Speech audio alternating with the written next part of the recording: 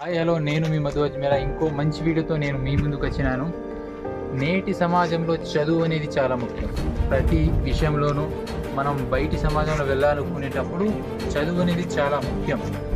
కానీ ఆ చదువు కంప్లీట్ అయ్యాక మీ దారి ఎటు, మీరు ఏం ప్రారంభించాలి అని అనుకుంటున్నారు, మీ ఆలోచన ఏంది? రైట్, దానికి పరిష్కారంగా నేను ఒకటే చెప్పదలుచుకున్నాను. ఏదో చేయాలి అనే ఆలోచన ప్రతి పౌరుడిలో ఉంటుంది. కానీ ఆ ఆలోచన దగ్గరే ఆపకుండా ఆ ఆలోచనని ఆచరణలో పెట్టండి. ఇంకో విషయం, నేనేదో సాధించాలి అని మీరు చేసే ప్రార్థనతో అయ్యేది ఏమీ లేదు. ప్రార్థనని ప్రారంభంలో, ఆలోచనని ఆచరణలో పెడితే నువ్వు సాధించినదంటూ ఈ సమాజంలో ఏదీ లేదు. నువ్వు వెళ్ళే దారిలో కష్టాలు అడుగడుగునా రావచ్చు. అలాంటప్పుడే ప్రతిరోజు నీ ఇంట్లో వెలిగే ఒక్కసారి ఆ బల్బుని చూడు.